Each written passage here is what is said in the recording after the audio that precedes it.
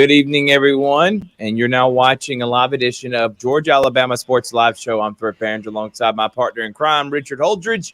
We got a great show for you today. So we're going to have on some great guests. Obviously, there's been some breaking news last night about, unless you're living on a rock, you know what's happening in Columbus, Georgia come 2025 spring, which is AA baseball for the Atlanta Braves minor league affiliate from Mississippi. So we'll talk about that.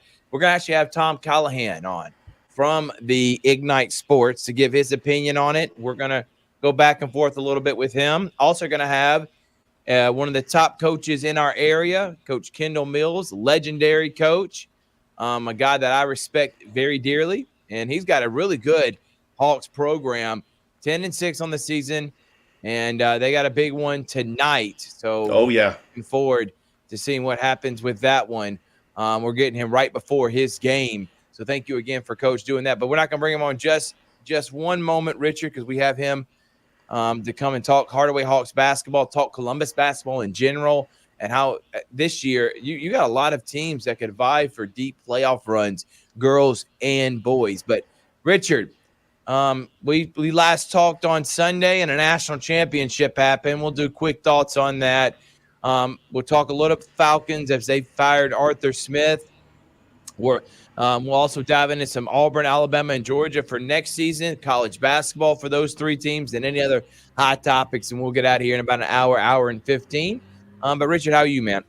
I've been doing great, Thrift. It's really great just to get on once again to talk sports. I mean, we've had a lot of sporting events, especially the one that broke yesterday. I mean, I remember exactly where I was when I heard the news that minor league baseball was coming to Columbus for 2025. And in my opinion, in the 4 years I've been doing a podcast, I mean, this is the biggest sports story that has come across, me covering sports here in the Tri-City area. But yeah, congratulations to Michigan, national champions, and Arthur Smith. I mean, it was time to go. I mean, you go 3 years going 3, 7, and 10 seasons, and you can't even make the playoffs. No improvement. The team quit on Arthur Smith, and I think it's time for a change. No doubt. And that's what's coming. And I completely agree with it. And Arthur Blank is saying that instead of giving Terry Fontenot, who hired Arthur Smith, they're not going to fire him, but they're not giving him all the reins to make the next hire either. It's going to be between Arthur Blank and Rich McKay, the president of the Atlanta Falcons organization, longtime executive for the Tampa Bay Buccaneers back when they won a Super Bowl. So I think if you're the Falcons, you take your time. I would love to see a guy like Mike Vrabel, who I think if they don't trade away their talent, which is like A.J. Brown, he doesn't lose top-end guys for nothing. The Titans are still winning. It was 2 years ago in 2021 that they were the number one seed. And then 2 years prior to that, they made the conference championship against the Chiefs back in 2019. So I would definitely hope that they would go after someone like Mike Vrabel if you're the Atlanta Falcons. But a lot of time to digest that. But disappointment is an understatement for a team that this year, looking at their schedule and looking at the end of the year, beginning of the year, coming in from last year's records, Falcons had the easiest schedule. At the end of the season, still the easiest schedule. And yet 7-10 is the best you can do. And it all boiled down to bad coaching decisions and quarterback play. Everything else was either above average or right at average and good enough with that schedule. And in this division, no less, to at least go 9-8, 10-7, and make the daggum playoffs. I thought that was a given, at least with this schedule. And I thought that would be the worst. The best case scenario is the Falcons win 13, 12 games and still be mediocre. But because of their schedule, they won a lot of games. That happens for a lot of teams. They couldn't even win 9 games. Just ultimate disappointment. I think this is worse than when Arthur Smith, if he would have went like 5-12 2 years ago. I think that team was better than the way this team played. And I know they won 7 games, but their schedule was just horrible. Thrift, I'm speechless the way the season ended. And if they would have beaten the Buccaneers just that one time at the Mercedes-Benz, they would be the NFC South champions. They would be hosting a playoff game against the Philadelphia Eagles Monday night and possibly even winning a playoff game because the Eagles have regressed so much that I actually like the Buccaneers' chances on Monday, but we got to search for a coach. I mean, there are some names they've thrown out there. I like Mike Vrabel. I actually like Eric Bieniemy, the offensive coordinator from Washington. Ben Johnson. Yes, we went through this route, getting the hot coordinator. But every coach, with the exception of Arthur Smith, and let's not count Bobby Petrino, that was a disaster in 2007. Jim Mora Jr., Mike Smith, Dan Quinn, they have all at least got to the conference championship or have gotten to a Super Bowl. We've got to get a home run higher, but you also got to get the quarterback right. And in the draft, you got several quarterbacks like Jalen Daniels. You got possibly Michael Penix Jr., Bo Nix. Or they're throwing rumors out there that Kirk Cousins could come and sign. So I do like Kirk but Cousins. Obviously, getting a hot offensive-minded coach is where they're going to go, and they're going to definitely need a quarterback. And you can even go further than that. Go back to Dan Reeves. He made a Super Bowl. He was before Jim Moore. So Reeves, Mora, we won't throw Petrino, Reeves, Moore, Smith, and Quinn all at least made the Super Bowl or a conference championship, and definitely the playoffs and won a division championship. And the Falcons could do neither, not even make the playoffs, not even have a winning record. Unbelievable. Smith, overrated, should never have gotten the job, I think, in the first place. I think he was the benefit of good coaching from Vrabel and a good scenario with the Titans. I mean, it's hard not to win when you can just hand it to Derrick Henry for 200 yards a game like he was doing back when Smith was the offensive coordinator. And my last name before we have on Coach Mills, Michigan. Put this one in one of the record books. Goes down as, I think, the greatest Michigan team of all time. And I know their schedule during the regular season wasn't great, but they dominated Ohio State. They honestly, aside from a couple of bad plays, really took care of Alabama, and they were the better team. They shouldn't even been in the position to play in overtime. They dominated that, especially that first half, and then took care of business against Washington. Jim Harbaugh solidifies his legacy as one of the greatest coaches. I don't know if he's going to stay there and continue, maybe win another natty, or does he want to go on to the NFL? Either way, he's a heck of a coach, and he could be a Hall of Famer in the NFL or college. Either way, could be in the Hall of Fame. So congratulations. And shout out to my guy, Jonathan, a.k.a. Bucket Shusky, on Michigan winning a national championship. And they deserved it. They were the best team in America this year. And looking forward to the way landscape of college football is going to change for next year. All right, let's go ahead and bring him on. He is the leader of the 10-6 Hardaway Hawks. He is a longtime basketball coach. He's coached girls and boys. He's got a lot of pedigree under his resume of coaching, and he is doing a great job with this year's Hardaway Hawks men's program that I think Coach Mills has a real good chance to win a region championship. Thank you so much for joining us, Coach. Appreciate it. Thank you, Richard. Thank you, Thrift. I don't want to speak too much about the region. We got a big game in less than 2 hours, and Westover is going to be a challenge. We just gotta show up and hopefully play and get some wins and have some momentum going into region tournament. Yep, and I thought, again, after Muskogee County Christmas Tournament coming in third place for the second consecutive year, you came up just short against Cairo. But let's talk about this year's team, Coach. After last year, have a bit of a struggle. This year coming back with 13 or 14 seniors, Coach. And these guys love playing with each other. I think they know the way you want them to play. It seems like everybody's on the same page. You've come up short in some close games, but I think that's going to prepare you, hopefully, for the long term this season. Talk about your team and how much you love coaching these group of men. I love it because they enjoy being around each other. You know, sometimes you have a group of guys that just don't click off the court, so it's going to be hard to produce that on the court. But this group really enjoy being around each other. They talk to each other. They're always in the halls together. They're little groups, and it's been a treasure. I mean, it's just I brought them along as if they were an AAU team, so I held them back.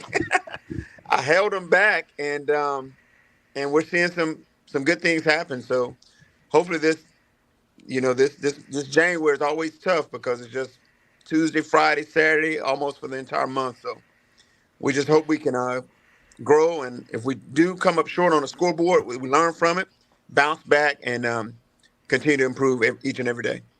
Coach, not only you the head basketball coach for the varsity boys, but you're also the athletic director. You've seen success from Hardaway basketball, not only with the boys this season, with the senior-led team led by Lemel Mims averaging 13 points a game, Makai Bitten 12.6 points a game, Antonio Dortch, just balanced scoring from your seniors. And you also have defensive stoppers like Zaire Hodge, and Yep. then you got John Kyles has been doing a great job, and I enjoy watching Hardaway basketball. I enjoy watching the girls. They're going to play Westover actually in approximately less than an hour. Coach Kelly Ellison has got her girls ready.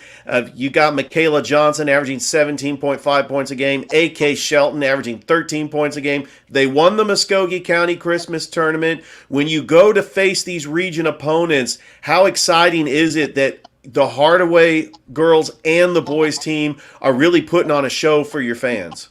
When you're able to have a program where both genders are able to compete, it is a bonus.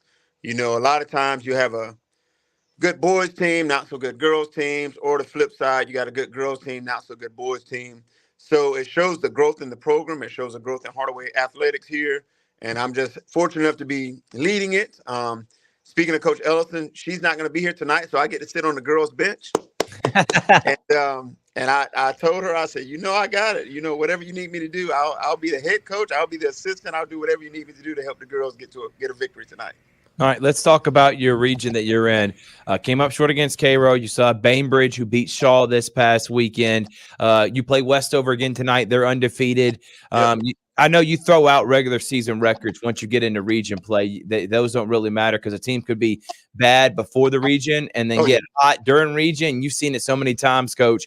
So talk about what you need to get from your team to go through this gauntlet of Bainbridge, Westover, Cairo, and Shaw and come up victorious as hopefully region champs. My challenge to my guys each and every night is just try to win the battle in the paint. And what I mean by that is not necessarily just rebounding, but don't let the other team get paint touches.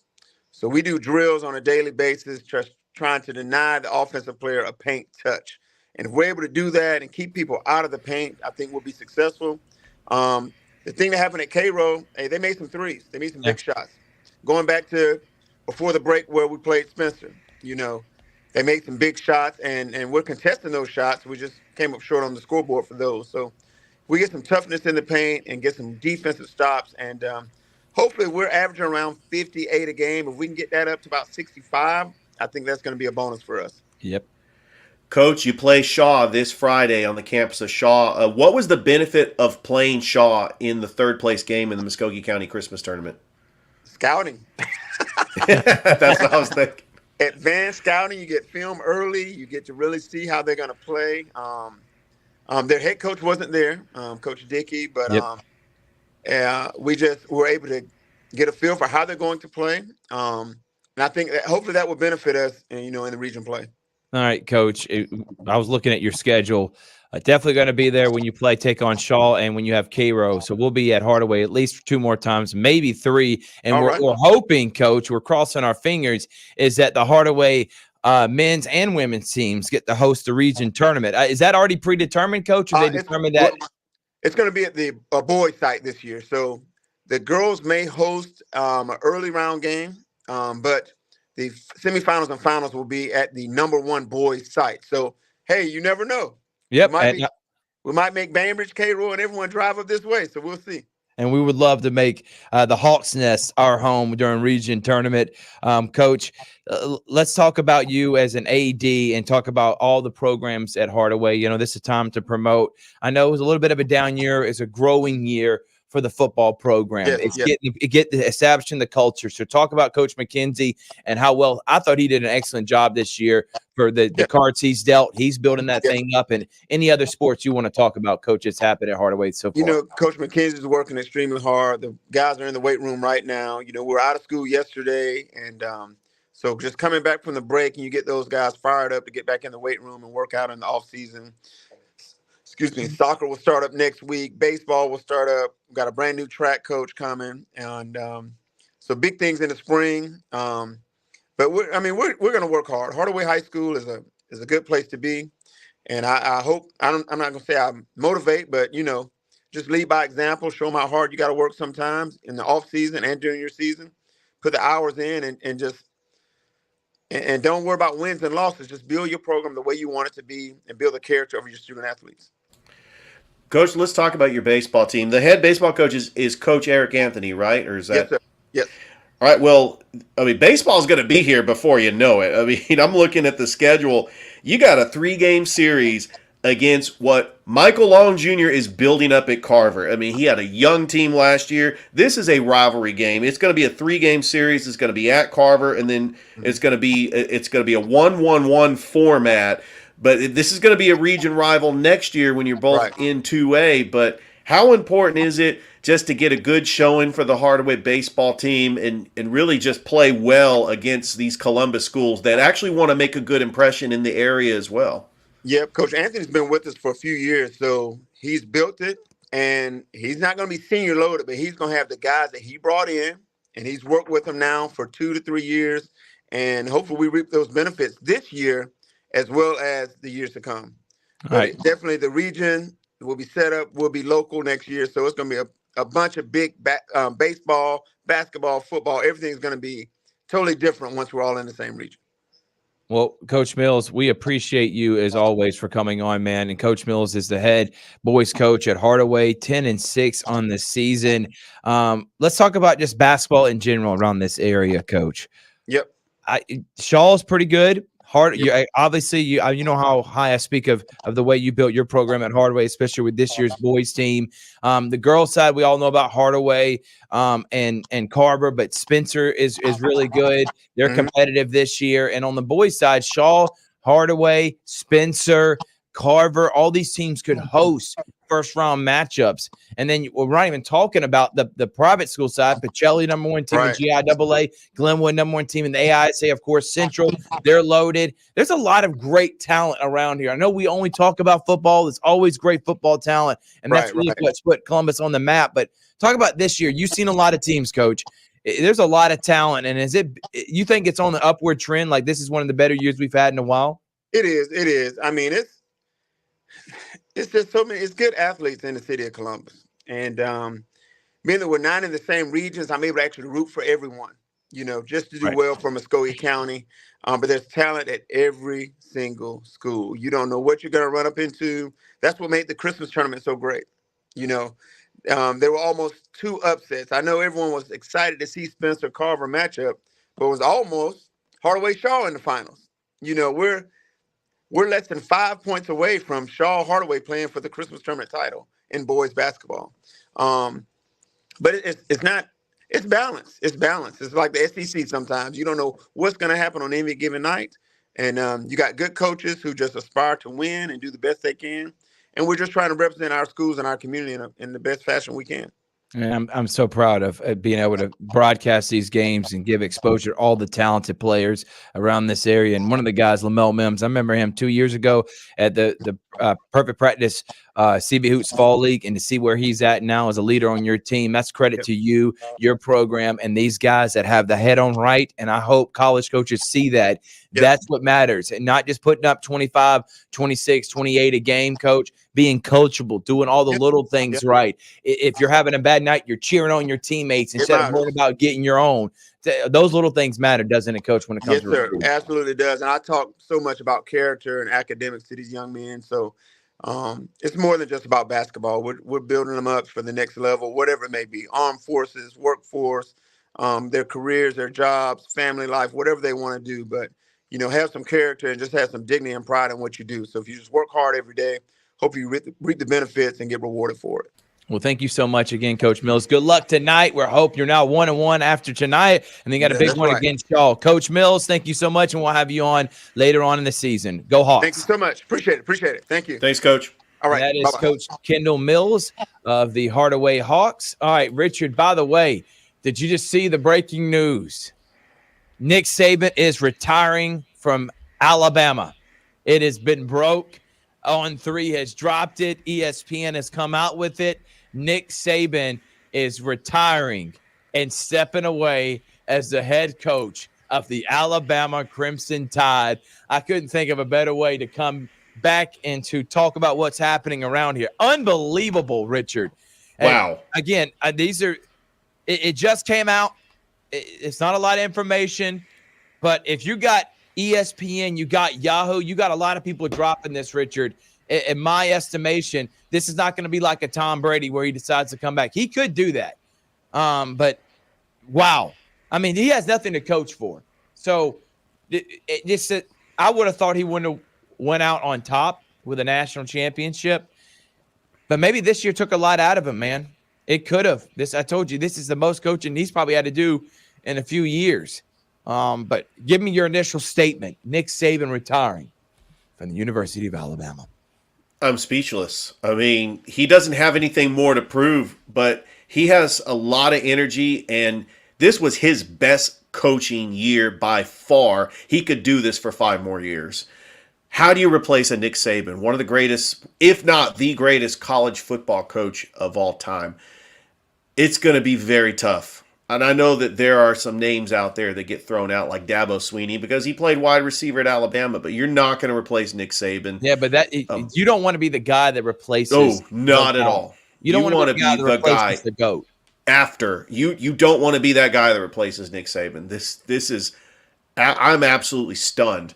And now you got Rumorville. Now you got, does Kiffin want to leave Ole Miss for Bama? Does Kirby Smart leave Georgia, his alma mater, to go where he really cut his teeth in becoming the name he is today at University of Alabama? Do they go and get, like you said, a Dabo Swinney? Either way, if they don't get Kirby Smart and they go get another name, not only are you replacing the GOAT, but then you're having to go against like a Kirby Smart, who has turned Georgia into a dynasty. You got Texas and Oklahoma coming in.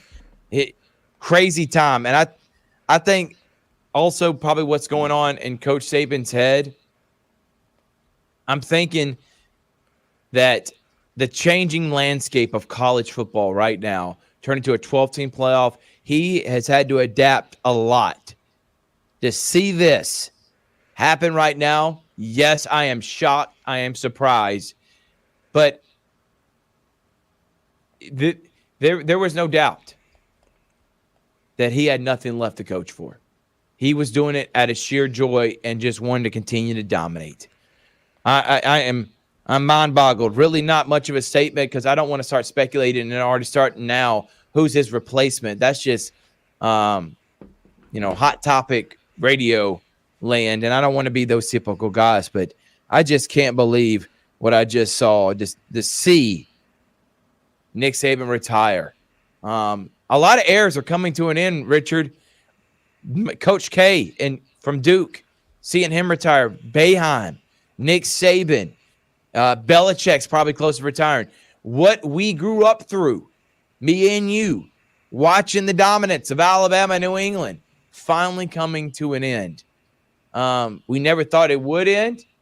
And, you don't think about, like, when are these guys going to retire? But it finally is hitting me now. Any other statement from you, Richard? Well, I didn't think unreal. I didn't think the Patriots dynasty was going to ever come to an end. I didn't think the Spurs dynasty. I didn't think Gonzaga basketball would ever fall off the map. I mean, you're talking about 20 years of dominance. Nobody did it better than Nick Saban. He was the coach since 2007, 6 national championships, and just complete dominance. He could have three-peated if it wasn't for the kick six. I mean, shout out to Auburn fans. I know they were happy about that. I mean, we actually remember the losses because they were so shocking. I mean, you have like Chad Kelly throwing up a prayer to Laquan Treadwell for Ole Miss to beat Alabama. That's how shocking. He won so much that we remember the losses, and he will be missed. A true legend. He's the greatest coach that's ever lived. He's adapted and turned his program into what it was, which was defense, ball possession, running the football, just sheer will, to turning it into one of the most high-powered offenses we've ever seen back in 2020. If you look at the stats with Mac Jones and Najee Harris and Waddle and Devontae Smith, who won the Heisman that year, to see him win 6 championships, to never have a season where he didn't win at least 10 games except for the first year. For 2008 to now, winning 10 games or more, winning multiple SEC championships, just goes down as a legend. He goes down as a legend. He goes down as the greatest coach that's ever lived. He's better than Bear Bryant. There's no question. And a time in which it's harder now to be a college coach than it ever was before. Nick Saban is number one, and I don't know if he'll be surpassed because I don't think Kirby Smart's going to stay at Georgia long enough to get 6 national championships. I could be wrong. He could be upended by him, but I just don't see it. It could be like a Belichick did to Parcells, where he outdid Parcells, who was many considered one of the greatest of all time. But shocking news, to say the least. National champion, greatest coach of all time, Nick Saban, stepping down from Alabama. And the list of candidates that's going to replace Nick Saban, I mean, a lot of people on social media are having fun with this. You got Lane Kiffin, Kalen DeBoer from Washington. How about Dion? They're just having fun with the list. Jimbo Fisher? Fisher. Yeah, I mean they're gonna throw out as many names as possible, but Nick Saban. And here's my thing. I'm going to throw this out there. I want it to be said right now. Richard, I'm looking at you. If you say I didn't say it, you're no longer part of Georgia Alabama Sports Live, so you're on here. You hear it. Nick Saban could be either watch as the leader of the new college football world that is about to become, make him the president, and maybe they're trying to make him the czar, and he makes the rules and punishes. I could see that happening, most 100%. I could see him going and taking over and being maybe in charge of an NFL organization, not coach, but in charge. He could go coach in the NFL somewhere. Don't write him off yet. He's not going off in the sunset. Nick Saban will be doing something next year. The czar thing is the one I think could happen. I think that could be the one that could really happen, Richard. Taking over and being the voice. With the chaos that's happening, he knows the game better than anyone. He can speak the language of administrators. He can speak the language of the coaches. Obviously, with transfer portal, NIL, something's got to change. Everyone's talking about it. Why not put this guy in charge? Yeah, and another legend who won a Super Bowl, Pete Carroll, has stepped down as the coach for the Seattle Seahawks. I mean, it's our childhood. It's what we grew up as journalists. It's changing. And this happens all the time. Joe Pa, Bobby Bowden, those guys had to move on. Tom Osborne, a lot of great names have had to eventually retire. But to see Coach K, Coach Saban, the greatest college basketball coach, the greatest college football coach, retire in a 2-year span, it's hard to fathom, man. It seems like the ever-changing world that we live in. But Pete Carroll, yes, he's another one moving. Seattle's moving on. He has nothing else to coach for. He's won a college national championship, NFL Super Bowl. He's going to go down to the Hall of Fame, first ballot. And he did everything. Honestly, the only thing he did wrong was he cost that dynasty, because if he doesn't pass with Russell Wilson and Marshawn Lynch runs it in, are we talking Seattle and maybe he has 3 or 4 Super Bowls, and maybe Belichick only ends up with like 3 or 4 instead of his 6. And we're talking about Pete Carroll as being one of the greatest NFL coaches of all time. Didn't happen that way, but he still goes down as a legend. But man, what news, Richard, the drop right in the middle of the show. Daddy Saban, as I used to call, because he was the daddy of all the teams in the SEC. He was basically the officials. Nobody wanted to go against him. Finally retiring. We'll move on now, because, again, there's not a lot of information on it other than he's retiring. We gave our thoughts on him being the greatest of all time, because he is. There are several times he has 6. He could have ended up with 9 or 10, Richard. That 13 team that gets upset by Auburn, they probably could win a national title. The 14 team they lost Ohio State. They could have beat Oregon. The 15 team won, 16 lost, 18. Both those lost in the national title to Clemson. 16, they were up by double digits. Just a lot of talented teams that he's coached at the University of Alabama. 2021, if Waddle and Williams don't get hurt, or not Waddle and Williams, Mechie and Williams don't get hurt in that national title game, they beat Georgia. Are we even talking about Kirby Smart right now? and Coach Saban's got 7. He's got 7 total because the one at LSU, but Right. 6 from Alabama to win 7 national titles, 2 at 2 different places. And I firmly believe if he had stayed at LSU all these years, he would have done the same thing at LSU. He would have just as many national titles if he didn't decide to go do that in the NFL. Any other final thoughts, Richard, before we move on? By the way, Eberflus is staying on in Chicago. Coming back. So, they're firing their OC, but he is coming back. I still think they're going to move off him, Justin Fields. My thoughts on Alabama, I do remember a time before Nick Saban got there when Alabama was just an average college football team. They'd be happy if they won 10 wins. Under Mike Shula, I'm talking about 2005, the Dennis Franchione years.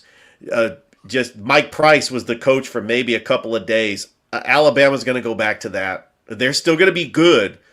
Well, I don't think we'll ever see the dominance of Alabama. No, and I don't think again. And I think Coach Saban's leaving the program too. It's not leaving it bare, man. They've already had a lot of these guys commit from the early signing period, so there's still a lot of talent for the next 3 or 4 years, even if the guy doesn't recruit, to win immediately because of what's on that roster already. But right. Dennis Franchione, you can go back to the DeBows, like everyone before, after Gene Stallings, before Gene Stallings, after Bear Bryant. They've had some tough seasons, obviously during the Shula era, which he was just a scapegoat to come in during when they were battling through NCAA investigations in 02 and 03. To come in and take Alabama to a place that it had been before with Bear Bryant, but not to this extent and this dominance in a land in which it's hard to dominate in this college football world the last 15, 20 years. That's why I have to put it there. I don't think they go back, Richard. I do have a candidate. It crossed my mind. He played at Alabama in 2005. DeMeco Ryans. I know you're about the head coach of the Houston Texans. If they offered him the job, he would take it in a heartbeat. I think that he would be a perfect college coach.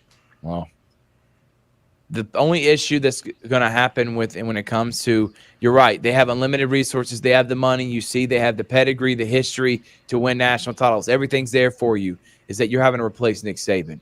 So somebody's going to want to take on that job and say, I can do it. I don't know who it is, and I wouldn't want to be him. No, you're right. All I want to say about that. We're going to have Tom Callahan on here in just a few minutes. We're actually going to take a quick break. Richard, throw up some of our sponsors if you can, and we'll come right back here in about the next 30 seconds or a minute. Still a lot to cover on the Georgia-Alabama Sports Live Show. Wow, breaking news. Nick Saban retiring from the University of Alabama after years of dominance, 6 national championships, 7 total. The GOAT is finally stepping away. We'll take a break right now.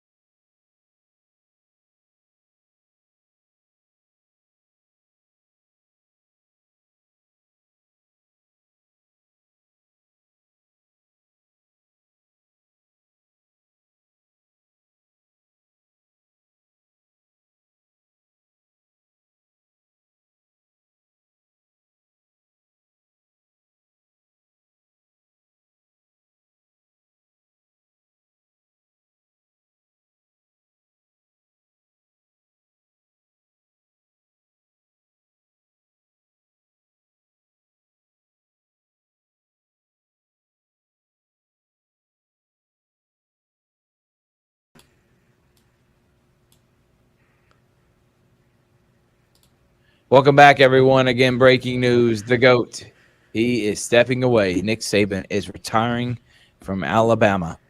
And we'll see what his next plans are these next weeks and months moving forward. But legend and everything that is changing in the landscape of college football, just wow. Wow. to see this, and then you got the 12-team playoff. This happened right before it, an era, really, because everybody was like, an end of an era. The first 10 years of the college football playoff, the four-teamer, end of an era back in 2013 after BCS. This cements, I think, the end of the BCS and playoff era, 14 playoff era, all in one, dominated by Saban. Going back to his LSU days when the BCS started in 98, Michigan State, LSU, and then Alabama. He goes down as the GOAT. 7 national championships at 2 programs. Just, wow. That's all I can say. Wow. Let's talk Auburn a little bit. Hugh Freeze brings in the number 7 recruiting class. They're still going after it in the transfer portal. Hugh Freeze obviously taking the country in the college football landscape by recruiting.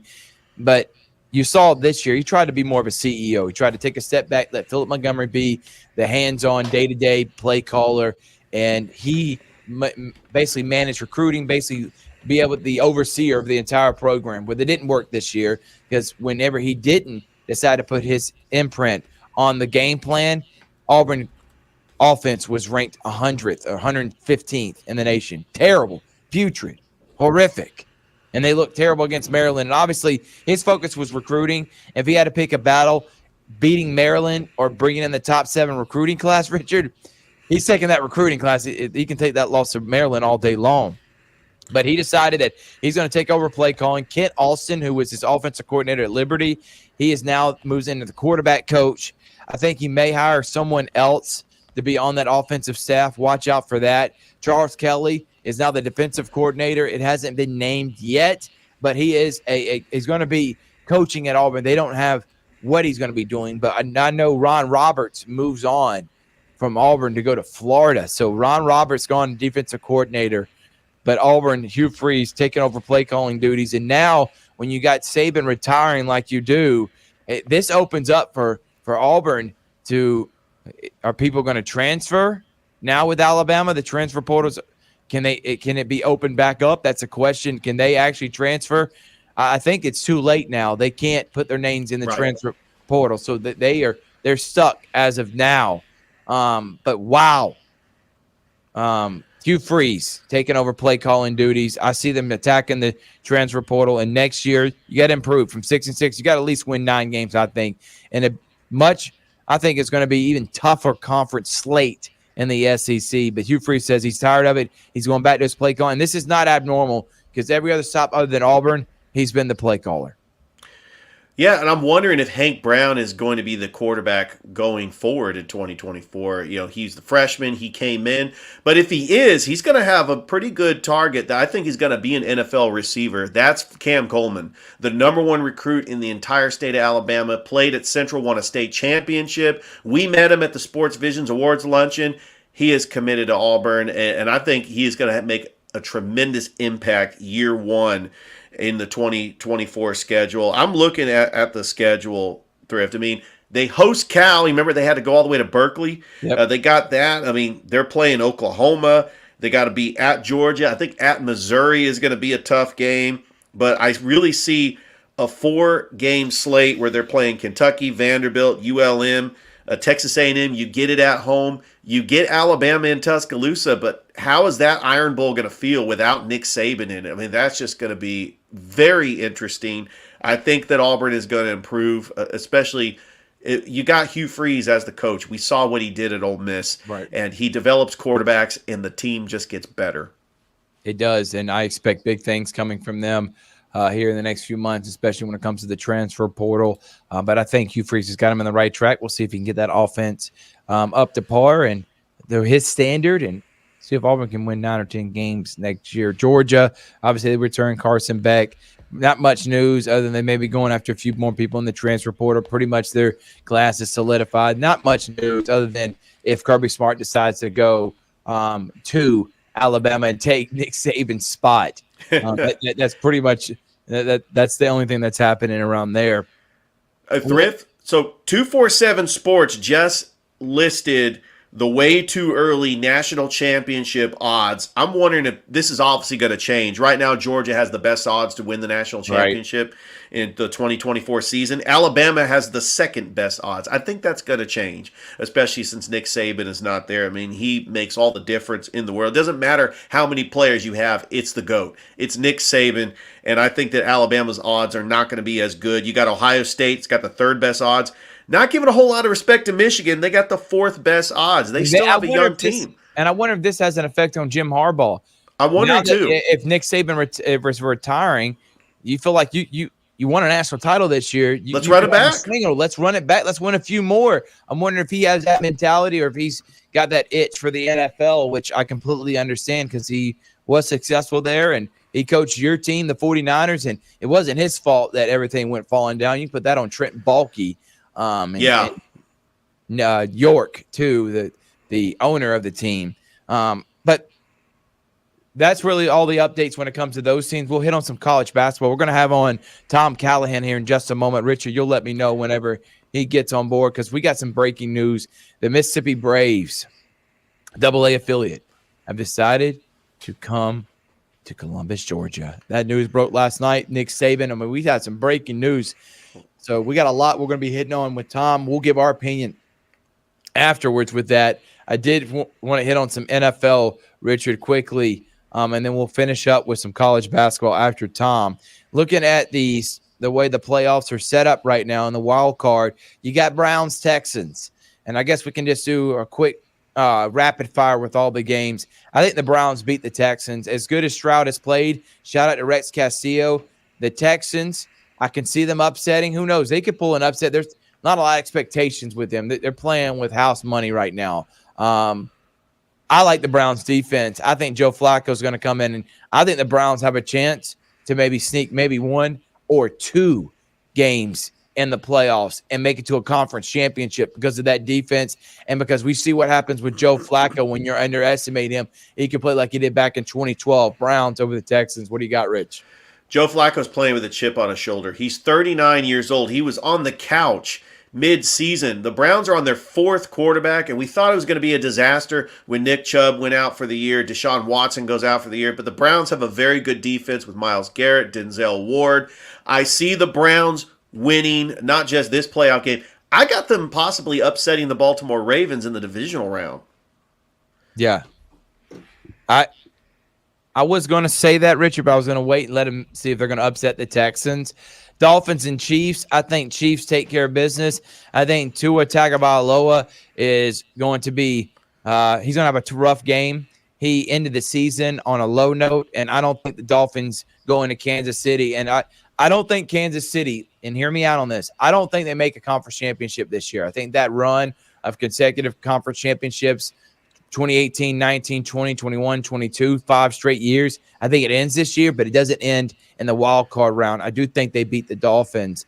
And then we'll hit on some of the other ones right after. Actually, this is a perfect segue because his favorite team is the next team we would be talking about. I'm talking about Tom Callahan's Buffalo Bills. Well, let's do that real quick. Steelers and Bills. I think the Bills are the hottest team in the NFL right now. And I think the Bills take care of business against the Steelers. I honestly have the Bills going all the way to the Super Bowl if you were to ask me. But we got on with us legendary play-by-play announcer, a guy that is just a guy I look up to in the business of Ignite Sports. It is Tom Callahan, the voice of the Columbus River Dragons. How are you, Tom? Thank you so much for joining us. I'm good, guys. How are you doing? Excellent. And I know there's a lot of news that just popped up, Tom. In the middle of the show, Nick Saban decides to retire. So we, of course, had a hit on that. That's pretty big news. But locally, a bomb dropped. And we kind of knew what was happening as there were city council meetings that were lasting forever, talking about the Mississippi Braves, the AA affiliate for the Atlanta Braves, coming here to Columbus, Georgia. But Tom, really, I just want the floor to be yours. You don't post a lot, especially when it comes to your opinion about stuff. You did post something on Facebook. I'm just going to let you give your thoughts, especially with Ignite Sports, on y'all's thought process with everything that's happened the last couple of days in terms of baseball around here. Yeah, it's on the face. Double A Braves team coming to Columbus is good for the city. As I said, it looks good on the marketing brochure. Hey, it's good for the Braves probably to have everybody in the state of Georgia now. That's nice to move guys up and down the system a lot quicker. It's going to require some serious investment into Golden Park, even more to bring it up than the money that Ignite Sports invested, which they did. Jeff Krupp put his money into that ballpark, and it's a little disappointing. Well, it's a lot disappointing. I mean, for me, I called it heartbreaking. It is. Baseball is one of the reasons I came here in the first place. And I'm not being facetious or over exaggerating when I say if the job here in Columbus didn't have both hockey and baseball, I might not have applied. I came here because there was both, and I love baseball. I'm a big baseball guy, always have been. Really enjoy the sport, whether it's as a spectator or being involved in calling it and being a part of it. Ever since I was a little kid, I've always loved the history and the romance around the game of baseball. And so to be a part of that again on a full-time basis was great. To be involved in a league like the Sun Belt League was tremendous because it's a college wood bat league where the kids are playing because they love it. They actually pay to play in that league. And that's something that I don't think a lot of fans realize. Those kids are playing because they want to continue to get better. They want to continue to improve, and maybe move up the ladder a little bit and see if there is a chance to further their playing career and prepare a little bit for professional baseball. It's not aluminum bat or composite or whatever, I don't know what they're made out of anymore, but Right. I don't think anybody does. Yeah. But, it's different for them. It's a different experience. And a different way of learning. Pitchers have to figure out different ways of competing, and it does help some of these college kids get better because some come in with essentially workout orders. Hey, coach says I want this guy to work on high pressure relief situations, or I want this guy to try to get stretched out to a starter, or different things like that. And for the hitters, it's a little taste of what it's like to suddenly not have that power from the bat. So I thought it was a great league. I thought it was very entertaining baseball. And so that's what we were bringing to Columbus this year with two teams, the Chat-a-Hoots and the Monsters. That's going away now. And that's disappointing to me because I love it so much. And I know that the fans we did have were diehard. Who loved it just as much and came out to those games. And do I wish we had a full ballpark every night? Yeah, but did we sell out fireworks night? Absolutely. They're going to have to bring the standards of the ballpark up a little bit more. There's extensive renovation that needs to be done. And to answer the question I've seen probably the most, that's why the Hoots and the Monsters are not playing this summer. Pretty much this week, we're out of the ballpark. And that's what we're dealing with right now. It's sudden. I can't say it's unexpected. They've been talking about it for a while, right? But it's disappointing that Ignite are the ones who led the way, put the effort in, put the money into it, and really led a community back to enjoying baseball. And now we have zero part in it. Yeah, I think that's a great answer, Tom. And listen, I get your statement, and I make the same thing. Obviously, for the city, they see the economic value and putting Columbus on the map, talking about AA affiliate where top talented prospects have come through. But let's be honest, this wouldn't be the first time a minor league team has come through Columbus, Georgia, and they have moved on because of attendance and issues that you've talked about when it comes to Golden Park. And hopefully that does change. But there's no doubt in my mind, and hopefully you can piggyback on this, Tom, that the way people view baseball now because of Golden Park is because of the footwork that Jeff Krupp, yourself, and Ignite Sports have done over these last few seasons that has the city talking about, hey, let's go down to Golden Park and watch some baseball. Do you feel like that's a little bit of a slap in the face in that aspect because making you move so quickly after you're one of the main reasons why they can make a move like this in the first place? I know that's hard to swallow a little bit. And Jeff would probably be better to answer that than me Yeah. because it was not my wallet.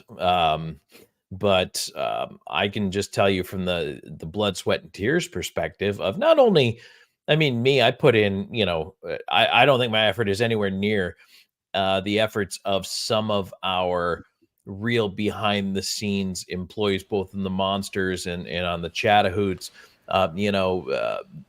Johnny and the work he did just putting together a ball team so that the Monsters could even play this year. Johnny Eaton, Steve Smith, and like McClendon Hill, and all these guys who put their and Mac was out there every day working on that field every day.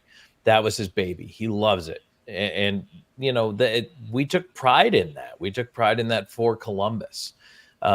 So yeah, it hurts because basically what you've done is, after a couple of teams have left and said this won't work here, we came in with a different model and showed that what we were doing could work and does work. But now we're back to the minor league baseball model, which is more expensive, has a higher overhead by far. And even though, Braves are paying players in their system, but beyond that, man, there's an awful lot of costs involved with it. I've talked to some of my friends in and around the baseball world when there was talk of this first starting back up. And I mean, even single A teams have multi-million-dollar operating costs, let alone up to double A now. This is not a cheap endeavor. So if you think you're just going to, roll in, and that's the thing, is how do you position yourself now? Do you still try to have cheap ticket prices? Like, I don't think you're going to have as cheap as the Chat-a-Hoots. No. But maybe a couple seats. And what are the renovations to the ballpark? Is it extra seating? Is it different seating? Are they going to try to break it up now? Maybe we go to loge boxes and club seats and, all these things that I think we didn't have in a way on purpose. Monsters games are general admission. Pay one price, $5. Come on in on a Sunday, watch a doubleheader. Right. So, that was done on purpose, and just to give people here who can't afford a $20 ticket to something the chance to come in and have a team to root for and be a part of it. So, and I have zero knowledge of what that team is going to charge or what they're going to look for, how much it's going to cost. And that's why I said in my Facebook post, I expect it to do well in the short term because people will be excited. There's always excitement when that new franchise comes to town. What the city of Columbus has to figure out, and by the city of Columbus, I mean the people of Columbus and the people of the Chattahoochee Valley. For this to be long-term successful, it is on the small business owners and it is on the individuals to pony up and put their money into, when they say they love baseball, you need to come out and support it and continue to support it, not just buy a ticket to opening day and disappear. Come in, buy a T-shirt and a hot dog, and then we don't see you again. And whatever this team is coming in, that's the other thing, longer schedule. We had the benefit of playing a shorter schedule, and I say benefit because that's fewer dates to have to worry about, to cover, to spend the money on, paying your employees and whatever. Not that you want to cheap out, but my point is far lower operating budget, and this is going to be different, and it's gonna cost more for everybody all the way around. And again, I love baseball. Am I going to want to check out a game? Sure, I am. I'm going to want to see what it's like. I just, I hope it is viable for Columbus. I hope it doesn't turn into another, we tried it, it didn't work again. Tom, the last time Columbus had a minor league baseball team, the Columbus Catfish were here. They left in 2008. They were in the Sally League, which is low single A. The last time a double A team was here was the Columbus Astros in the late 1980s. This is a different ballgame. And I'm looking at the Southern Baseball League. I worked for the West Tennessee Diamond Jacks. I know about double A baseball in the Southern League. We know about the Birmingham Barons. I mean, Michael Jordan played it in 1994, sold out like every stadium. I'm looking at the capacity of these stadiums right here. I mean, you've got probably going to be the region rival, the Montgomery Biscuits. They have the capacity 7,000. They're averaging about 5,000 to 7,000. Right now, historic Golden Park, we can get about 4,000 fans in there. We've already seen it with the Savannah Bananas in early 2022. But do the renovations have to equal what it holds for a double A team to average about 6,000 to 7,000 fans? I didn't even think we could get 4,000 in there. I'll be honest with you. I thought it was more like 2,500. So I don't know, Richard. That's a question I have no clue. That's a question for this Braves organization to answer, because it depends. I don't know. I mean, 130 game season, I think. So you split that in half. So we're talking 65. So now let's say your operating cost. I don't know. I can't even imagine to start to do quick math on this, but so let's say your tickets at half to average $10 a head at 6,000. So now you're bringing in $60,000 a game there, but then you need concessions. And then are they going to charge for parking? I have no idea. How much is their operating cost? What if it's a night game? Now you're talking electricity for lights, and there's a lot more to it than that. And I have zero idea what their cost is going to be. I don't know where you're going to put 6,000 seats in that park, to be honest with you. You would have to. So if you're going to renovate, this is where it's going to get expensive. Now you got to move the bullpen down the left field line. I don't know if they're going to leave the ballpark configured as it is. 415 to straightaway center, that is a long way to go. The wall is brick. That may or may not be something that the Braves as a AA team are even interested in entertaining their outfielders crashing into a brick wall, literally. Right. Exactly. So we may be tearing that down now, and you've got to rebuild the clubhouses if you move stuff. Or are you going to tear down the clubhouses in right field, put up bleachers, grandstands out that way? Now you have to reconfigure the wall around the outside of the park, because that doesn't work that way. That building is a front-facing building, which you enter from the street. So there's a lot of things that could go into this, and you could run the costs up on the renovation pretty quick. I honestly don't know the answer to any of the economic questions. I don't know what their seating capacity is going to be. No one's drawing 6,000 a game at the AA level. You may have that for your seating capacity. You're not drawing that. Minor league sports, the way it works, and I'll just give you a brief class for the folks watching on minor league marketing. The way minor league marketing works in baseball is what they call tent poles. You have 65 games. You are not selling out 65 games. You're just not. So what you do is in a homestand, let's say you have an 8-game homestand. You have 1, maybe 2 games in that homestand that you focus on selling out with groups and promotions, and you call it your tent pole game. So that is the game that the tent pole holds up the rest of the homestand. You hope you make enough money there to cover the couple of nights where you only have a couple hundred. That's really how minor league sports, in baseball specifically, works. So you're going to see them promote the heck out of the big nights, like the opening night, the fireworks night.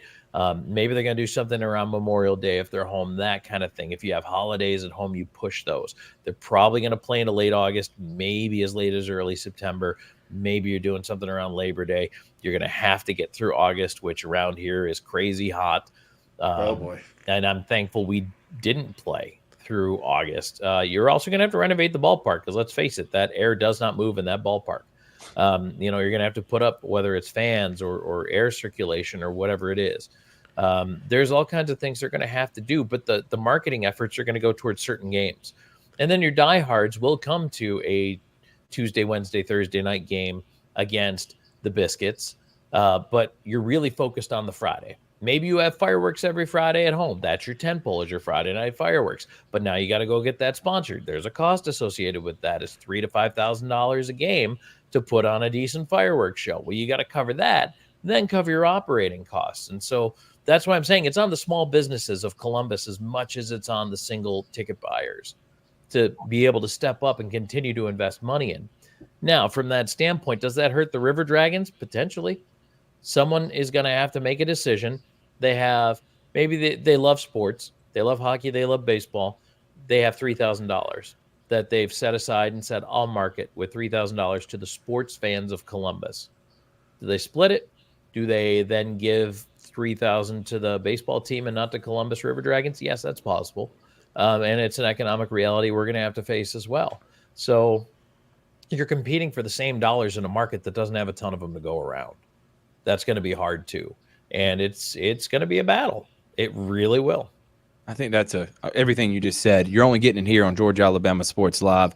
Thank you for taking us to class, Professor Tom Callahan.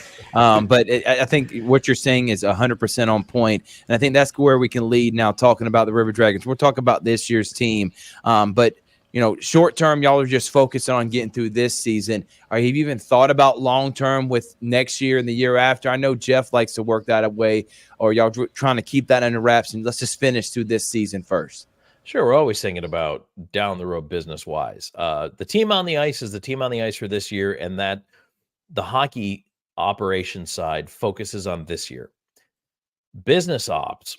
I mean, we announced a 5-year extension in the building. And by the way, I want to go ahead and please make it very clear. The baseball side and what's going on with Golden Park in no way impacts the River Dragons and the future of hockey in the Chattahoochee Valley. They're separate. Okay. Different building, different agreement, which, as I mentioned, the 5-year agreement, the extension was announced at the beginning of this 5th anniversary season. So there is that. And so, yes, of course, you are thinking about next year and beyond. You're looking to always try to increase your corporate sales, your ticket sales, your season ticket holder base. Columbus is becoming a destination city in the FPHL. And I think you look at Justin McDonald as a great example of that. 3-time league MVP, 3-time champion. Where did he pick to come? He could have picked anywhere in the SP, might have had a couple teams in the coast, had the entire FPHL to pick from, came here. So that is telling that Columbus is destination for these guys. And you need to continue to build that up year after year. And that is not something that you do just by looking at it 2 weeks in advance. So, we're looking ahead, building the business plan and trying to figure out ways to make it better every single season, every time out there, for the fan experience, for the businesses to be able to get what they need out of a partnership with the franchise. On the ice, though, Boom, our head coach, Jerome Bichard, will tell you he's worried about the next game, and which we have Friday and Saturday. Elmira's coming to town. So, yeah, that's what we're focused on there. I mean, the team's off to a tremendous start on the ice. And now that we're past Christmas, which Thanksgiving to Christmas traditionally is a slow spot in hockey, now we're in a spot where January up to the middle of February, we play 13 of 15 at home. The team is in first place, 16 wins in 21 games, like off to a great start. It's a really good product on the ice right now. And I think the River Dragons are in a great spot to succeed. And this could be the year. I don't know. I feel pretty good about this team. I like what they're building. Tom, let's talk about that Continental Division. You got a 1-point lead over Carolina. And the way that the schedule is, you're front-loading Continental teams. You got some new expansion teams with the Blue Ridge Bobcats.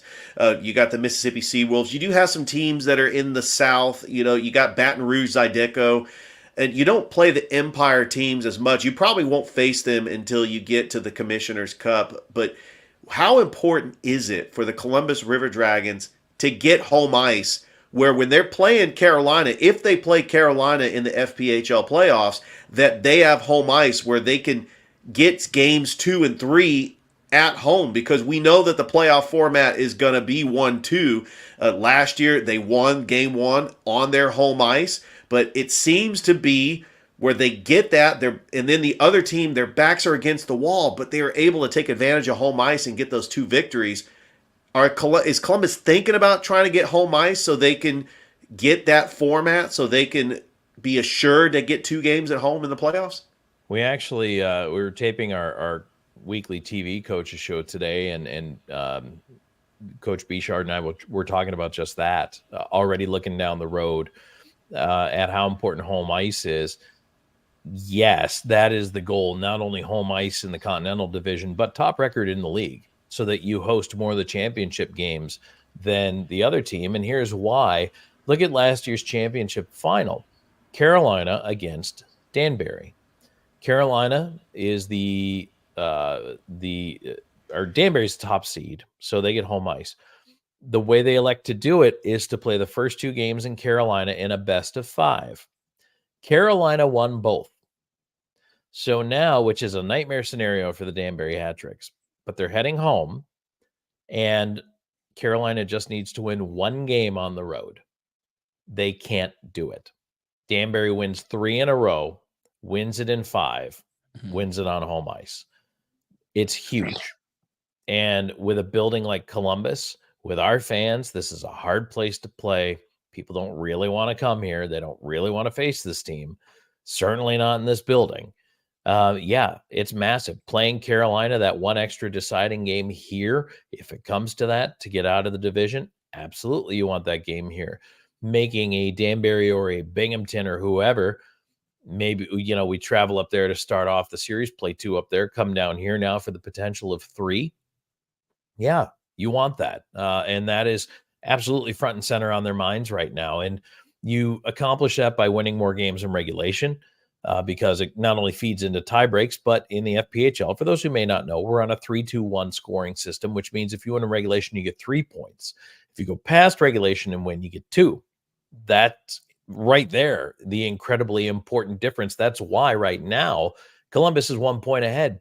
We won in regulation against Blue Ridge Saturday night. Carolina won in overtime. So what happens? We pull ahead by a point. There's your impetus to push for the win. And I mean, in any given weekend, so coming into the new year, we beat Carolina 2 out of 3, took 6 out of a potential 9 points. That's a bigger swing than taking 4 out of 6. So again, I mean, that's, that is the focus. That is the focus, is to be number 1, not just in the division, but in the league. All right, coach. I mean, not coach.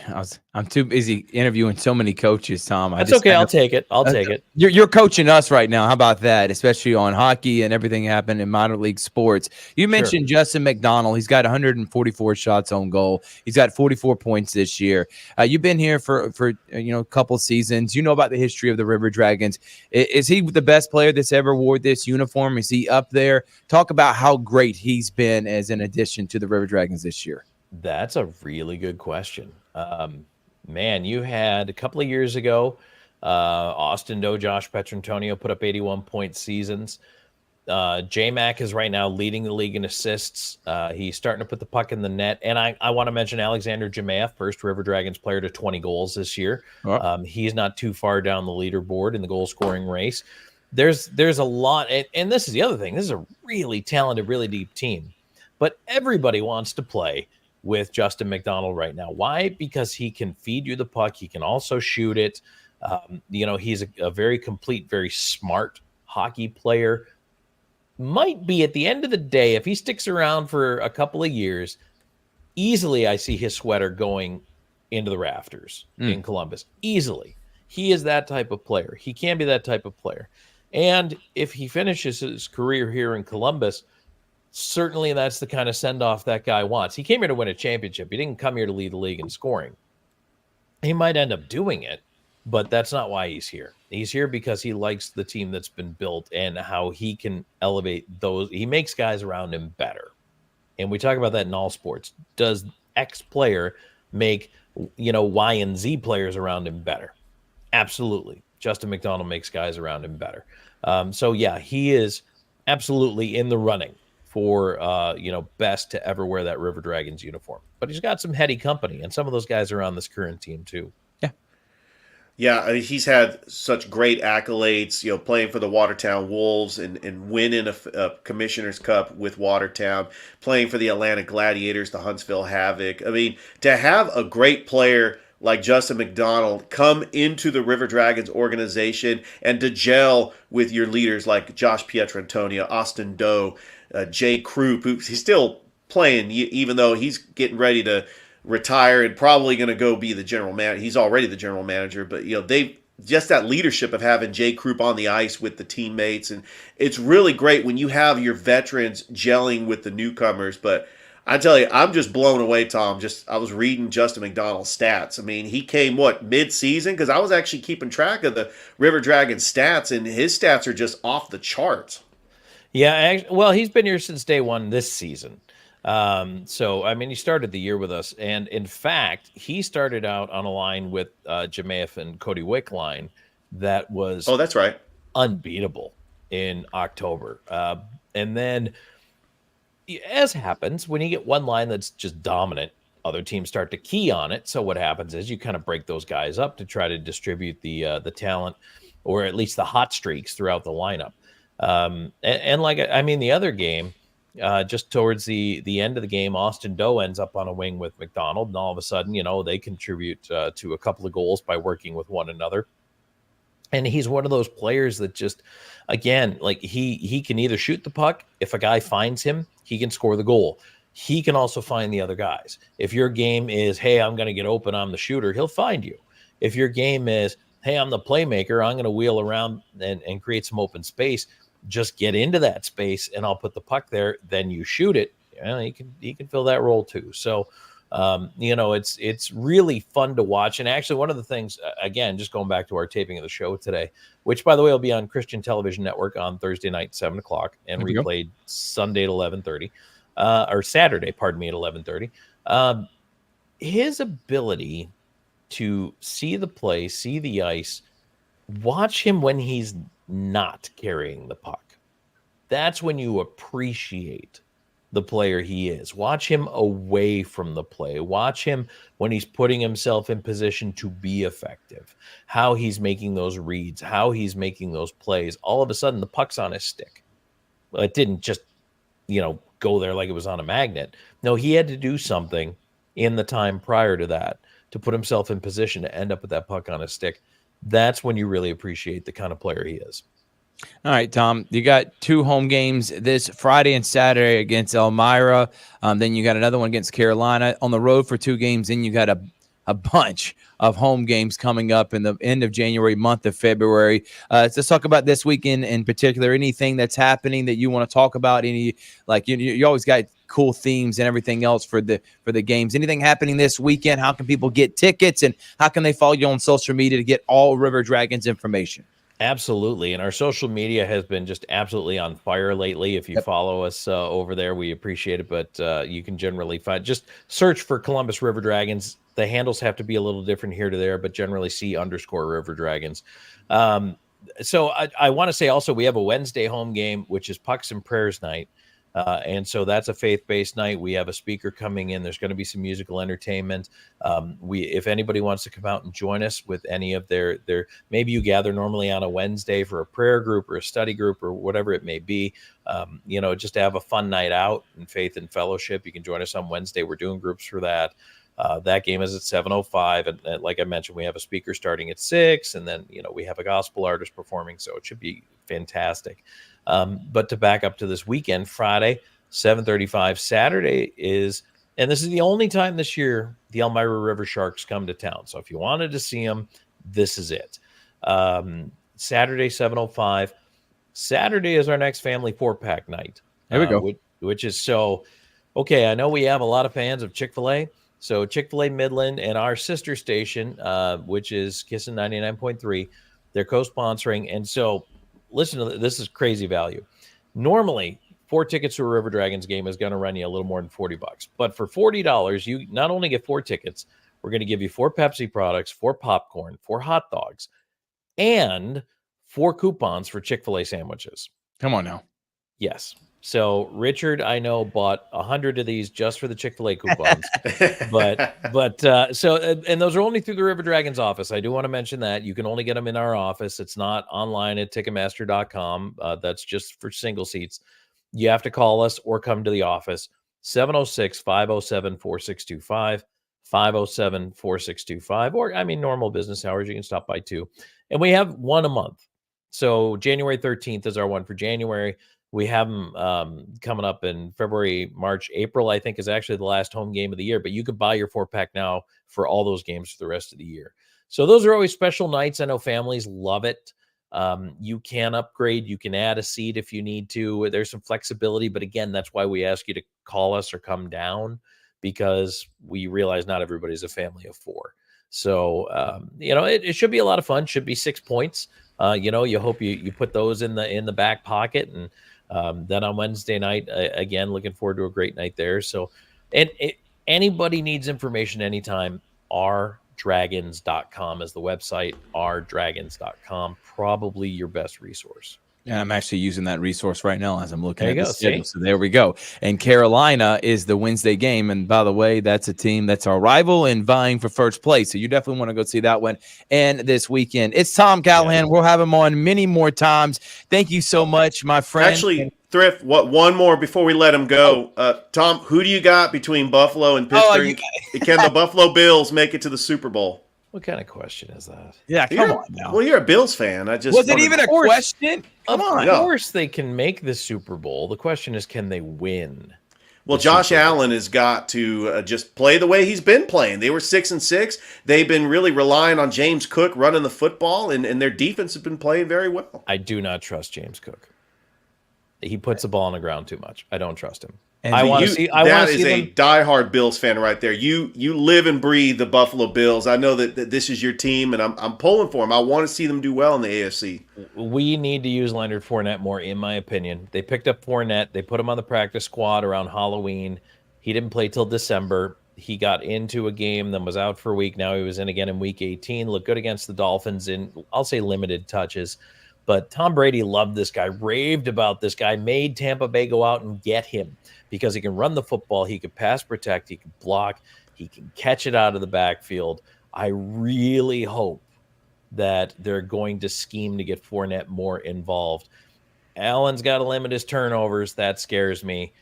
Cook's got to hang on to the football. That scares me, which is why I'd like to see a little bit more Leonard Fournette in there. I am not worried at all about the wideouts. I am a little worried about the injuries, especially on the defensive side of the ball. But hopefully that all pans itself out as well. But, fingers crossed. I think they can get by the Steelers. It's going to be a tough challenge because the Steelers, they're the Steelers, and winter weather in Buffalo doesn't scare them. So I don't. And let's face it, there's a pretty good chance that the Chiefs beat the Dolphins because it's going to be 8 degrees. It's going to be freezing cold. They're just going to be on the other side of what's supposed to be a winter storm rolling through Kansas City. Could we see another Buffalo-KC matchup? Yeah, we might. Yeah, I'm picking that too. Buffalo Bills, they're my favorite to go to the Super Bowl.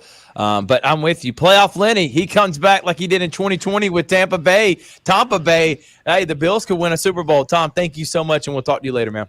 All right, guys, thank you so much. That is Tom Callahan, the play-by-play announcer and executive of Ignite Sports. All right, Richard, let's go ahead and look at some of the other games, and I think that's a great segue. We'll knock them out real quick and get out of here. Packers and Cowboys. I think Cowboys dominate Jordan Love, and I think the Cowboys move on. I honestly can see a Cowboys-Bills Super Bowl. That's the one we deserve, and that's probably the one we're not going to get. I think the game of, and I'll go ahead and pick Cowboys-Packers. Is it Cowboys favored right now? They're 7.5-point favorites. I don't see an upset happening. I think Cowboys have to win this. They got to win the next two. They have to make it to at least the conference championship the first time in 30 years. Yeah, or Mike McCarthy will be out of a job. They have got to get to the NFC Championship. So this is a game where the Cowboys have to win. All right. The game of the week, I think, is the Lions and Rams. The Lions finally hosting a playoff game for the first time in years. The Lions have everything working for them. They're tied for the best record with the Cowboys and the 49ers with 12 wins. Dan Campbell, probably going to be coach of the year, has turned this program into a laughingstock and now a team that has the talent to beat anybody. And with that said, they have to welcome in their former quarterback, Matthew Stafford, on Sunday Night Football. And Sean McVay and the Los Angeles Rams are going to come into Detroit and upset the Lions. Everything's going for the Lions. And yet they had the one team they did not want to play and the one guy they didn't want to go against, Stafford's going to shove it to them one more time. And I think the Rams upset the Lions and move on to the next round, and we're going to have Rams-Cowboys in the second round. Where are you going with that one, Richard? Game of the week. Well, I don't think that anybody wants to play the Rams right now. But if all the home teams win, let's say the Cowboys do beat the Packers, if the Rams beat the Lions, the Rams are playing the 49ers in the divisional round. That's the one team that I don't want to see the 49ers play in the divisional round. Yeah. The Rams are hot. Matthew Stafford is healthy. Kyron Williams is a Pro Bowl running back. Puka Nacua is the best rookie wide receiver. You still got Cooper Kupp. You got Aaron Donald and a bunch of kids, but you still have a defense that's led by Aaron Donald. And if there's one thing that the Rams probably struggle with is probably the offensive line. I think that their offensive line is not as good as it was and that Super Bowl year. Could have a big game, but I'm going Rams. Eagles and Bucks.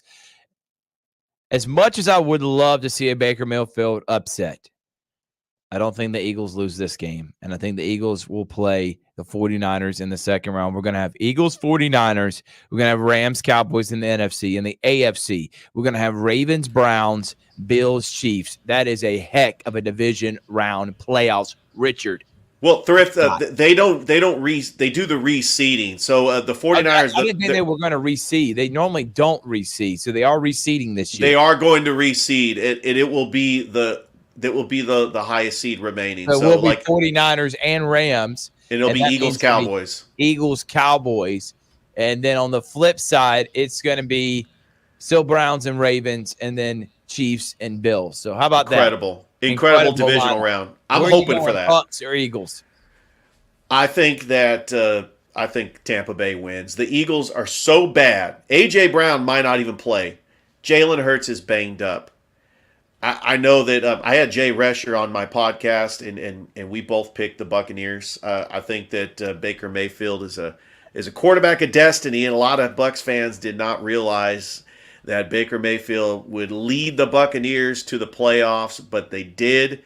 Mike Evans still a great wide receiver. Big play, Darius Slay might be out. Mike Evans might have to go up against the Georgia rookie quarterback, Keely Ringo. I'm very interested to see that matchup. I just think, I'm not a believer in Nick Sirianni. They were 10-1. The Eagles won a lot of close games, and they just free fell and limped into the playoffs. 11-6. You cannot carry that momentum in going into the playoffs. If they lose this game to the Buccaneers, Nick Sirianni will be fired as Eagles head football coach. I don't know if I'm willing to go that far, Richard. If they lose to the Bucs, I think they still bring him back because he just made the Super Bowl last year. And remember, they fired Peterson. I'm not willing to go that far, but he will have to make changes, obviously, with offensive, defensive coordinators. Looking forward to a good week of NFL football.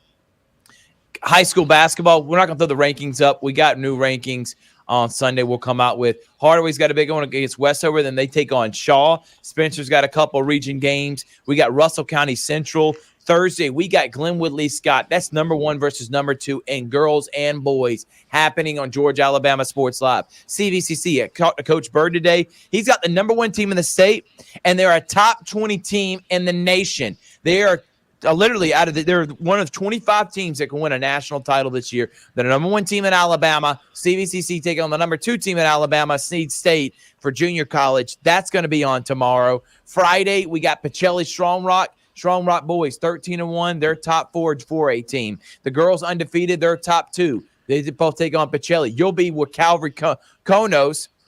And Konos, we saw last year, upset the Calvary girls to make it to the state championship game. And the boys were pretty good as well. So, Richard, Konos and Calvary. Then Saturday, Russell County Central. Russell County. Just talked to Coach Knox. They think their boys team can win in a really tough region. They need to take on a good Central team. We're going to have it on Georgia Alabama Sports Live, and Sandy Creek and Pacelli play as well. Harris County's got a couple of games. So Carver, I know they got a couple big games this week. Next week, we got bigger ones. We got Carver Monroe we'll be at. But I want to say this. I am proud of all the teams, the way they played around here, and looking forward to talking Sunday on what happened this weekend and dropping our new rankings. So tune in Sunday night for our new rankings on the Georgia Alabama Sports Live show. Last thing I did want to mention, anything you want to touch on, Richard, real quick on the high school before move on to one more topic? No, I'm just excited about the rankings that we've discussed. We're going to drop these rankings on Sunday's show. It's fun doing these rankings because there's just a lot of debate going back and forth. And I'm just keeping a look at the schedule. By the way, Smith Station girls, they lost their first game of the season. They are no longer undefeated. They did lose to Auburn yesterday. And so Auburn, a team that Central beat. Brooke Holloman, great guard, going up against Jabria Lindsay, a great guard for Central. I just love these matchups, Thrift. And really, it's about exposure for these players. We got a lot of young players that are going to play at the next level, like a Jaden Ford, who's only a sophomore. Tony Montgomery's only a junior. Jabria Lindsay's only a sophomore. Michaela Reed is only an 8th grader. I mean, there's just a lot of young talent here in the Chattahoochee Valley. Yep, no doubt about it. So thank you again to everyone that is tuned in today. Last topic, looking at the SEC, there is potential for 9 teams to make it. This is the deepest the SEC's been in college basketball in a few years. And I know it's gotten better ever since, the hires of Bruce Pearl and Nate Oates and Rick Barnes at Tennessee. But looking right now, Auburn took care of A&M. They thrashed Arkansas. Auburn, I looked at Jay Billis. He came out with his top 60, and Jay Billis knows more about college basketball than anyone. He's got Auburn as the 7th best team in America and as one of his favorites to make the Final Four. That's how loaded and deep this team is. Janai Broome's putting up 15 and 9. You got good guard play with a freshman sensation in Holloway, guys that can knock down shots in Different Jones, and Trey Donaldson. Chad Baker Mazzara is a guy they got wing depth. They haven't had a wing like this, and Chaney Johnson in a long time, Richard, and then Jalen Williams, Jay Smooth. The guy is just so good and can come out and get shots when they need it. And then they got the Draymond Green of college basketball and Katie Daggum Johnson. I like this Auburn team a lot. You got Kentucky, they're undefeated. Alabama's undefeated in SEC play. Kentucky undefeated in SEC play. And, of course, Auburn undefeated. Georgia plays Arkansas at home tonight. I think they win that, and Georgia, Alabama, and Auburn all will be 2-0 in SEC play. Tennessee, their win tonight, they'll be undefeated. LSU's undefeated in SEC play. They play Auburn this weekend. But Auburn, Alabama, and Georgia. Alabama and Auburn, I think for sure make it. Okay, I think Alabama will be Joey Brackett's and Ken Pom. They got them between a 6 and 8 seed. I see them being a 6 or 7 seed.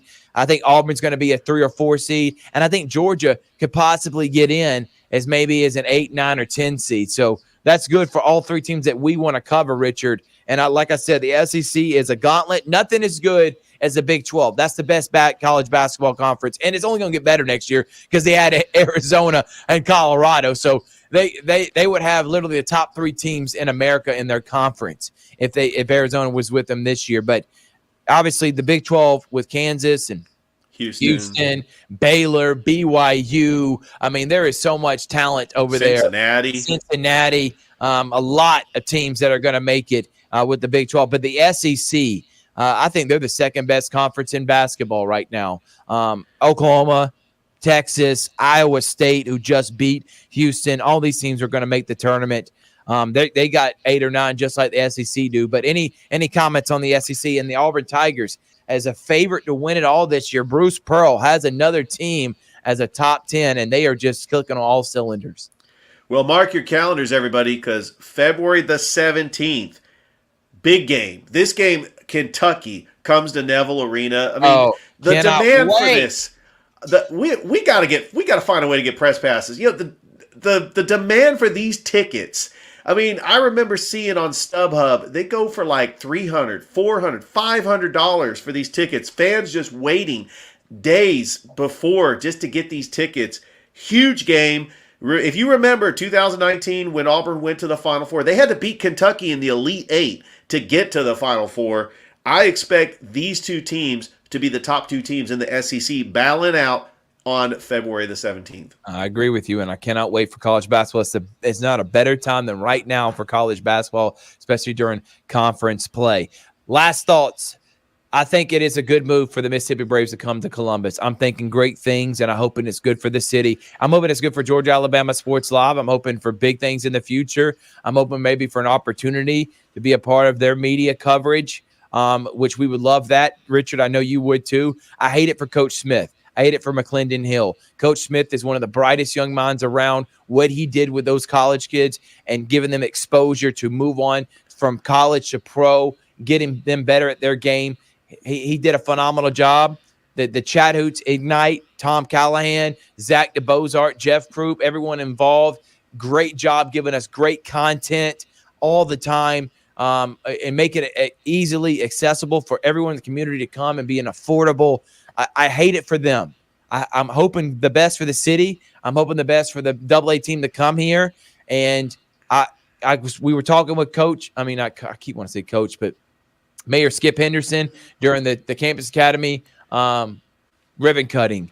And he talked about this, and he thinks it's crucial. He thinks it's big, and we're all hoping for great things. But a sad day for the Chat-a-Hoots and the Monsters. Sad day for guys like Michael Long Jr. and everyone, Brett Bowers, guys that I know they put their heart and soul into this organization that I think everyone can agree was a huge success. So thank you for Jeff. Thank you for everyone.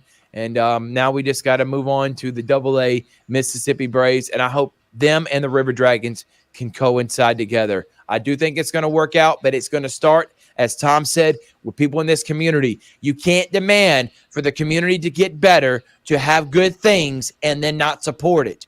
Things are not going to stay here unless you help them financially and support them. And I'm hoping that the River Dragons and the Chat-a-Hoots and everything that Ignite has done is putting Columbus on a map as someone that if you do it the right way, people will support, because we've seen it fail in the past. I don't think it fails this time. I'm hoping for great things. Richard, any final thoughts before we get out of here? That was very well said, Thrift. I agree that, AA baseball. A lot of Braves fans. This is Braves country. It's going to attract a lot of people from the outside market of Columbus. You're talking about this outside of the Columbus market. They're talking about this on Sports Talk Radio in Atlanta, in Montgomery, in Birmingham. Sad to see the Chat-a-Hoots go. I know I had a lot of fun calling those games with Tom Callahan and Noah Shelton, and I know that the Chat-a-Hoots paved the way. We're not talking about minor league baseball in Columbus if it wasn't for the Chat-a-Hoots and the fans coming out to the ballpark.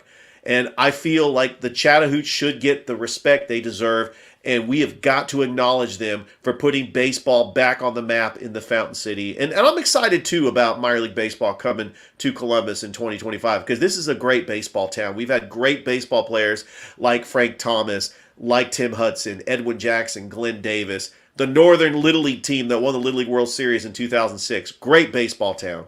Yeah, and a lot of success. Columbus High, Glenwood, Calvary, multiple state championships. Oh, yeah. This is a baseball town.